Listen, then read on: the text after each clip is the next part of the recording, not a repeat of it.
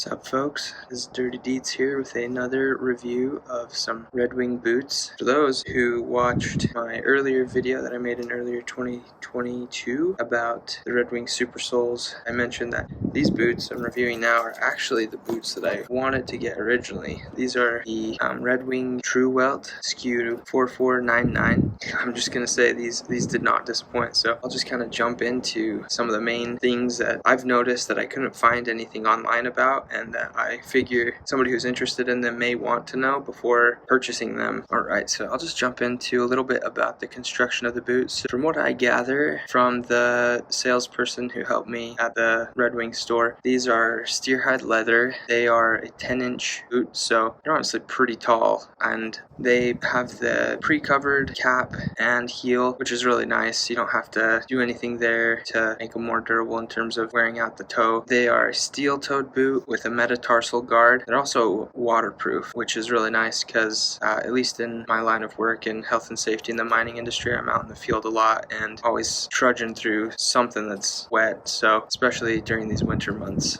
So some of the key features that drew me to these boots initially, and that have honestly been really nice, is the Vibram Montana sole on the boots, as well as the Goodyear welt on it.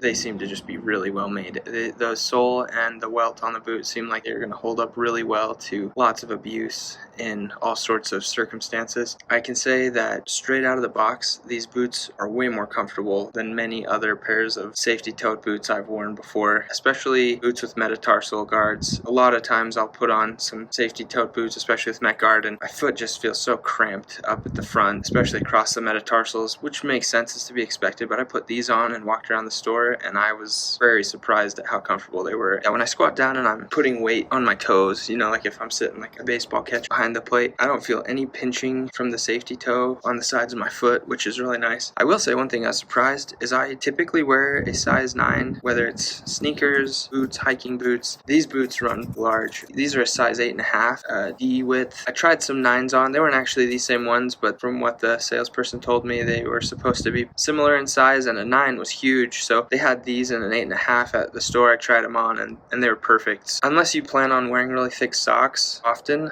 I think sizing at least a half size down is probably a good choice, because that'll help you from having a lot of slop in the boots as you're walking and stuff. I mean, you can really cinch those laces, but do you really want to have to do that all the time? It already seems to take long enough trying to tie them with all the laces it has at a 10-inch tall boot, right? So I gotta say, I thought these were made in the USA. Either they were back when I originally looked at them in March of 2022, but this pair at least was made in Vietnam, which is fine. I've said this before, you know, you can have a pair of boots that are US made, and I am wholeheartedly behind that. I'd support American workers, especially American craftsmanship in something like this, but at the same time, I understand the restrictions on companies. Cost of labor in the US is a lot higher than overseas, and so sometimes it's necessary. But even though these are not made in America, I am very impressed with their craftsmanship. They're well made. I don't see any defects. There's not like anything that I looked at and said, oh man, this is, you know, poor quality in any way. Right out of the box, they just look great, and that's something that I definitely value as a customer, especially when I'm going to be buying something that's so expensive and hoping is going to last me for years in the field. You're gonna have to forgive me, I'm doing this at night with the time that I have, so hopefully with a headlamp and this iPhone I can capture most of the details that we'll want to know. Alright, so here we go. So I just wanted to talk about these insoles. I'm surprised, honestly, at how chintzy they are. They're not very nice. They're just like single foam. In the super soles, they have a really nice supportive heel pad, a heel cup. These are not that at all. And I understand you can always upgrade, but at the same time, it would be really nice to have a pair of insoles that are just bomber right out of the box, right? That would be great. So, not the end of the world. They look like they'll do fine for a while, but I do anticipate having to replace them quicker than I'd like. So getting into the material on the toe and heel, I don't know if you can see it, but it's almost like it doesn't say it, but it's kind of like a Cordura fabric. It feels like it's nylon. It has a triple stitch here, which I assume is right into the leather, which is really nice. You'd have to do that if you're gonna get this welt on there and have that stitched under, so that's really nice.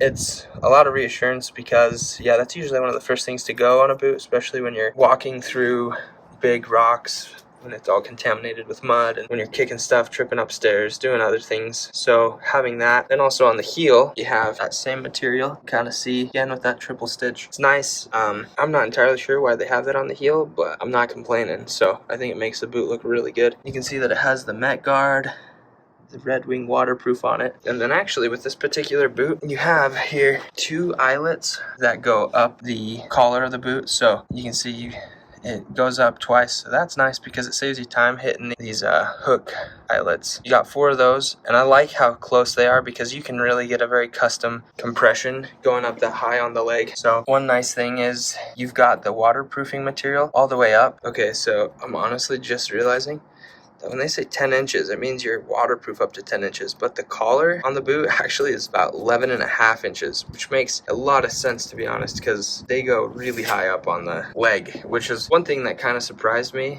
I'll just kind of show you the inside of the boot. So this is the one without the insole. The tongue is padded, which I really like. It's not just a leather on your leg, but the material is sort of moisture wicking, which is nice because that means that you can have sweaty feet and count on them at least getting some sort of aeration.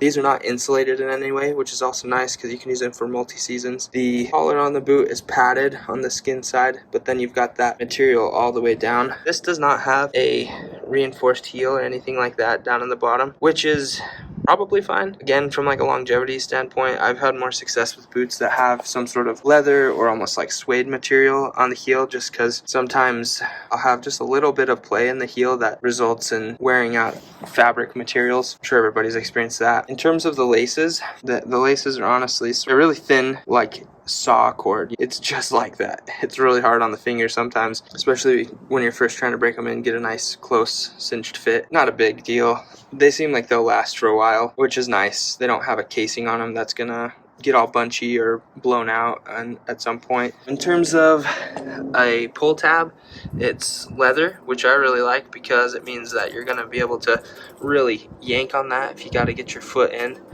and you don't have to worry about a failure of material right here. So that's really nice. They do not come with a kill tie, which is okay. Sometimes though, I think it's smart to just include a kill tie with every pair of boots, just so that you can protect that tongue. And if you don't want to use it, then you don't have to, but for those who may be interested, it's an added thing. So we'll get into the sole now. So this is the Vibram Montana sole, and it just seems so durable, honestly. I've had them on another pair of work boots, and compared to other work boots that I've used, they really have very little signs of wear. The lugs, they have a really nice depth to them. The tread pattern is such that it actually does something for you when you're walking on slippery surfaces, whether it's loose over hard pack or ice, snow, those sorts of things. Something I like is that they actually stitch the tread into the welt here, which is a nice touch because if you're banging this and kicking it a lot, it's less likely to separate. So that's a really nice feature. With these boots, every seam is at least double stitched. They also have triple stitching on some of the more important seams where there's lots of flexing.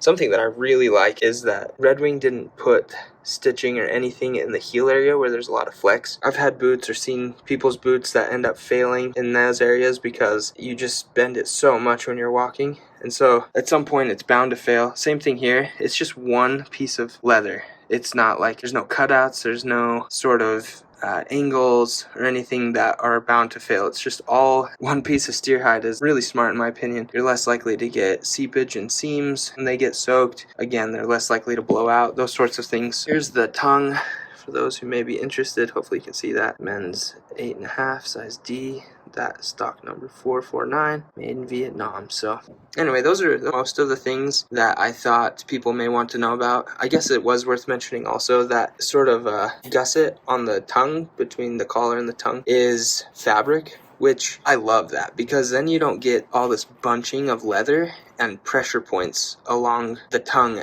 on the top of your foot and up your leg, and that's something I think is a really smart design. It kind of helps everything to pull together closer and you have a lot less discomfort, especially right out of the box. So I think that might be one reason why they are so comfortable. Here's just this boot too for those who may want to see it. So in conclusion, I'd just say that in terms of bang for your buck, these are great. Like I said, the super soles cost nearly the same, and they are way less featureful in my opinion, especially when it comes to the sole. They have a standard Red Wing made sole, which isn't a bad thing, but I do take comfort in a Vibram sole. I've seen them last for years. They're very resistant to wear, especially with chemical or oil, gas exposure, those sorts of things. So at the end of the day, these are solid boots. I'd recommend them for anybody who's in the market for a pair of safety-toed boots, especially if you need Met Guard. So yeah, leave any comments or any questions in the comments, and I'll get back to you.